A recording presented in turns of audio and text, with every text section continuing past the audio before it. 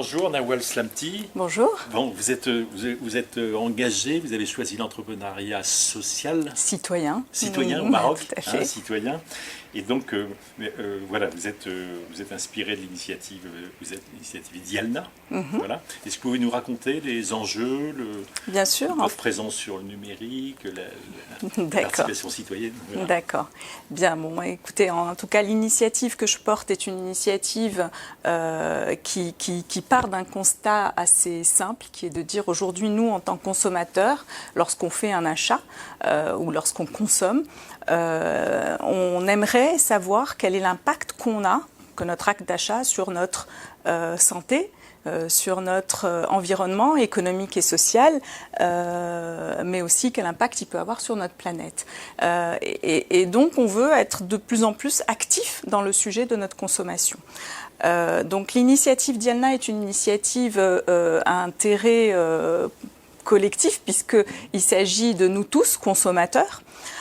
Et donc l'idée, c'est de nous faire participer, nous, en tant que consommateurs, à l'écriture du cahier des charges des produits que nous voulons créer ensemble, des produits de demain, qui seront plus, respectueux peut-être de notre environnement économique et social, plus respectueux de l'aspect environnemental. Mais en tout cas, c'est un cahier des charges que nous créerons tous ensemble. Oui, c'est inspiré de C'est qui le patron, puisque l'initiative est née en France en 2016, donc en pleine crise de lait à l'époque. Et aujourd'hui, en France, c'est quand même 3000 producteurs qui ont été, qui sont passés d'une situation difficile à une situation où ils arrivent à vivre de leur métier. Il y a 8500 consommateurs qui participent au cahier des charges des produits de C'est qui le patron, puisqu'aujourd'hui, ils ont démarré avec le lait, mais il y a 30 références qui existent sur le marché. Donc, sur le lait, il y a 130 millions de litres qui ont été vendus en 3 ans. Donc une initiative, donc des produits créés par des simples consommateurs et des citoyens et qui respectent un certain nombre de valeurs que je pense nous partageons tous, pas simplement en France, mais partout ailleurs. Alors évidemment, Dialna, elle s'inscrit dans un contexte qui est plus marocain, évidemment. Aujourd'hui, nous avons fait des micro-trottoirs. Nous sommes allés discuter avec les Marocains et les Marocaines pour avoir un peu leur avis. Et l'écho est incroyablement favorable, puisque, si je dois citer quelques mots ou quelques phrases qu'on m'a dites, c'est que oui, effectivement, j'ai envie de participer à créer le produit que je veux. J'ai envie de comprendre les critères d'une filière ou d'un produit. Et oui, j'ai envie de décider où va aller mon argent, dans quoi est-ce que je vais le mettre, à quoi je contribue. Et enfin, ma santé est importante, la santé de mes enfants est importante. Et oui, je suis dans un flou actuellement et ça m'intéresse, ça me concerne. On peut dire donc, que vous vous situez dans la transition alimentaire, et vous seriez une sorte de plateforme d'influence, de pression? Alors de pression, non, mais d'influence, oui, et surtout de rassembler autour d'une même table le consommateur, le producteur, le transformateur et le distributeur. Et l'idée, c'est le fait d'avoir le consommateur en amont du process. Eh bien, ça permet une authenticité des échanges et ça nous permet, nous, en tant que consommateurs, de recréer le lien avec le producteur, de comprendre les filières, de comprendre ce qu'on mange et de savoir un peu quel impact est-ce que nos actes d'achat ont sur notre planète et sur tout l'environnement qui nous concerne.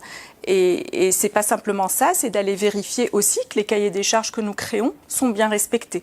Alors ça, on le fait, il y a un contrôle qui est plutôt, on va dire, moral, avec des groupes de consommateurs, et on va sur place, on va rencontrer les producteurs et les industriels, et on vérifie nous-mêmes que les cahiers des charges sont bien respectés, mais aussi par des cabinets certificateurs qui vont faire des contrôles, des analyses pour bien vérifier que le cahier des charges des consommateurs est bien respecté. Et tout ça est relayé sur les réseaux sociaux. Donc vous disiez, les réseaux sociaux, c'est très très important pour nous. Et au Maroc, vous vous intéressez à quels produits? Alors au Maroc, ce qu'on a fait, c'est qu'on a lancé sur la plateforme www.markatlmoustahlik.ma. Donc c'est une plateforme internet où nous, consommateurs, on se réunit autour de cette initiative et on se rassemble. On a lancé une enquête, on a lancé voilà, un questionnaire en disant quels sont les premiers produits que nous, consommateurs, on aimerait commencer à créer ensemble. Et donc, on a mis un certain nombre de produits de consommation de masse qu'on a tous dans nos cuisines. Et donc, le lait apparaît en premier lieu, a été voté en premier. Le fromage à tartiner, fromage portion, en deuxième. Et enfin, l'huile d'olive en troisième. Viennent après le thé, puis la farine et les œufs. Mais en tout cas, les 3 top produits qu'on a demandé à voter sont ceux-là. Beaucoup ont voté et ça nous donne en tout cas une tendance des produits avec lesquels on devrait commencer à travailler. D'accord. Quel est votre modèle économique ? Eh bien aujourd'hui, on s'est réunis, on a créé une association des consommateurs. L'idée était de créer une coopérative de consommateurs, mais le cadre légal au Maroc, il n'existe pas de SKIC comme on pourrait en trouver ici en France.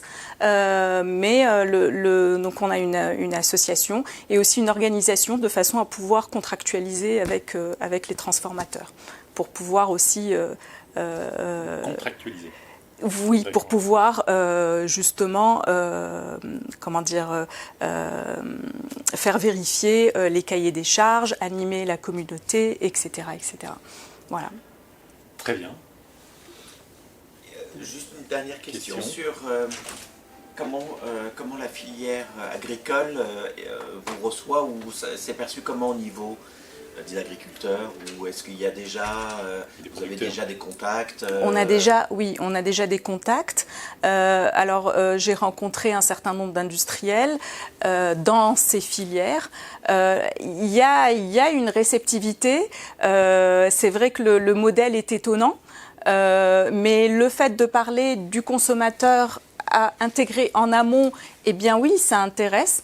Et il y a certains industriels qui sont plus intéressés que d'autres et avec lesquels on est déjà en discussion sur un premier travail sur le cahier des charges. Donc il est important pour nous de travailler avec des transformateurs qui partagent les mêmes valeurs d'engagement, d'équité, de responsabilité et qui sont prêts à jouer absolument, la transparence à tous les niveaux.